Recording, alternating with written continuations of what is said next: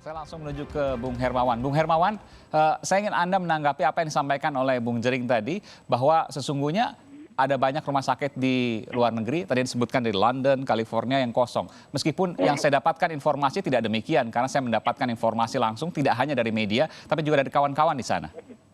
Ya, kalau boleh saya start dari Indonesia aja ya. Jadi sebenarnya di Indonesia ini saat ini memang terjadi kesepian ya, rumah sakit itu agak sepi sebenarnya. Pertama, karena memang setiap bulan Ramadan di Indonesia tiap tahun itu terjadi penurunan pasien. Yang kedua, di Indonesia itu saat ini memang banyak fokus karena COVID-19 sehingga orang kalau cuma punya simptom yang sederhana untuk kekhawatiran kesehatan tidak perlu berobat ke rumah sakit. Jadi juga memang di rumah sakit tertentu tidak semua rumah sakit. Karena rumah sakit rujukan COVID di dunia pun seperti di Jerman, di Italia, di Inggris itu pada awalnya itu memang ada rumah sakit yang rujukan juga seperti Indonesia. Tidak semua rumah sakit itu menangani COVID-19. Tetapi semakin banyak, semakin tinggi kasus per kasus, maka kapasitas rumah sakitnya dibenahi. Dan hampir semua rumah sakit di Eropa siaga untuk COVID-19.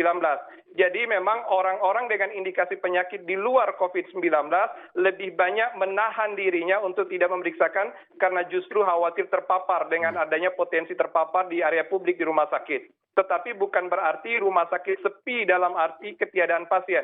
Boleh jadi sepi dari pemeriksaan untuk penyakit-penyakit lain karena orang lebih waspada, tetapi untuk COVID, penanganan COVID, hampir semua negara di dunia ini meningkatkan kapasitas layarnya untuk menangani COVID-19.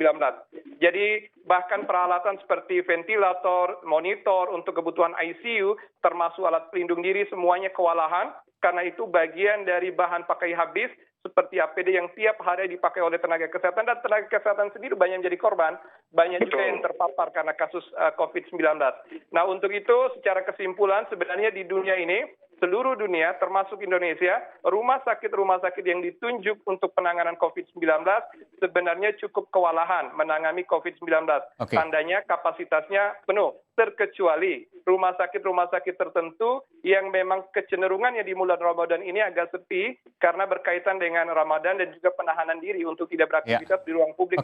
Stop sampai sini dulu Bung Hermawan, saya ingin ke Bung Jering. Bung Jering, ini banyak sekali loh pahlawan kita saat ini yang berada di garis depan, dokter, perawat, dan lain sebagainya, kewalahan menangani serbuan penyakit COVID ini yang mendadak tinggi tiba-tiba. Apakah itu kemudian Anda katakan sebagai satu hal yang distortif? Tadi Anda menggunakan bahasa Anda tadi. Ya, oke.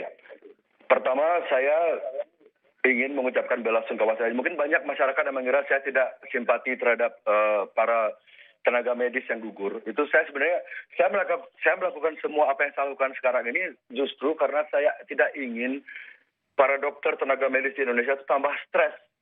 Kenapa? Karena saat ini orang-orang itu balik seperti argumen saya sebelumnya, psikomatik itu nyata. Ketika orang dibombardir oleh informasi betapa ngerinya COVID ini membunuhmu, COVID ini membunuh, padahal kemungkinan sembuhnya itu gede banget.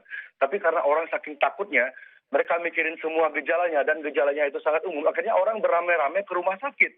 Orang yang tidak sakit jadi sakit karena kepikiran, dan karena orang ramai-ramai ke rumah sakit, petugas medis, dokter kewalahan, dan APD itu kan harus dipakai sekali doang. Ketika mereka harus buang air, mereka harus ganti APD lain. Dan memakai APD itu 1 jam itu sudah sesak nafas. Dan saya rasa kita sepakat, jika tidak semua dokter itu mempunyai kesehatan yang prima.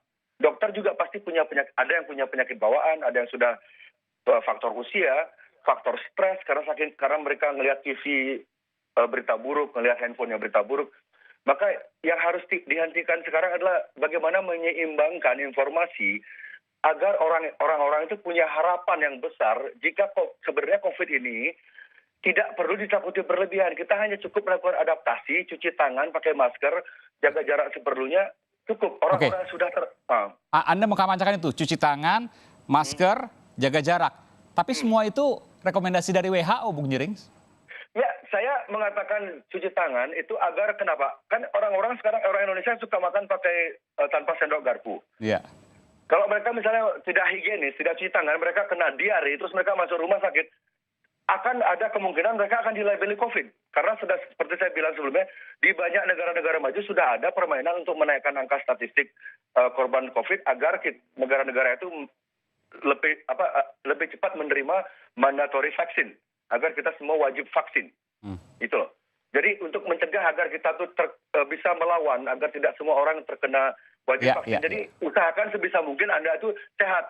Kalau tentang masker, saya tidak peduli apa kata WHO. Saya peduli sama TBC. TBC itu 100% airborne. Kalau masalah COVID airborne itu kan masih diperdebatkan sekali. TBC itu 100% airborne. Jadi kalau orang pakai masker itu mereka selamat dari TBC. Kalau social distancing itu menyelamatkan kalian dari panu, kurap dan penyakit-penyakit kulit lainnya. Jadi kalau Anda social distancing, Anda pakai masker itu bukan kaitan ke COVID? Kalau saya tidak mau tunduk sama apapun kata-kata WHO karena saya. Tapi Anda melakukan itu ya? Saya lakukan itu agar masyarakat tidak mudah ke rumah sakit, agar masyarakat tidak gampang ke rumah sakit. Kalau masyarakat berbondong-bondong ke rumah sakit, medis stres, medis meninggal, orang-orang pasien non-COVID yang mereka tuh memang sakit kritis karena bukan COVID, mereka akan terbengkalai, akhirnya meninggal. Kasihan. Oke. Bung Hermawan, terakhir, apa yang bisa Anda sampaikan dari semua perbincangan kita pada hari ini? Baik. Pertama, ketika kita melihat fenomena kejadian COVID-19 di dunia, memang kita bisa menganalisis dari berbagai sudut pandang, termasuk sudut pandang tentang tesis konspirasi. Hanya saja, para praktisi, pakar ilmuwan di dunia ini juga tidak bergerak sendiri karena mengatasnamakan negara juga. Seluruh negara, artinya seluruh kekuasaan besar di dunia, turut berperang melawan COVID-19. Untuk itu, evidence base atau dasar bukti lapangan inilah yang mendasarkan kita pada pengambilan kebijakan, strategi dan prioritas. Sejauh ini strategi penanganan COVID-19 satu-satunya yang paling bisa menahan laju penyebarannya adalah dengan melakukan physical distancing, penguatan komunitas, menjaga imunitas kita, daya tahan tubuh kita, sekaligus menggunakan alat pelindung diri seperti masker bila harus kita ada di ruang publik. Nah, hal-hal ini yang harus kita terus budayakan, sosialisasikan, promosikan di tengah masyarakat. Yang berikutnya, kita berharap agar pemerintah kita betul-betul kompak dan bijak untuk betul-betul memperlakukan PSBB ini secara konsekuen, secara disiplin dan juga kompak di berbagai wilayah.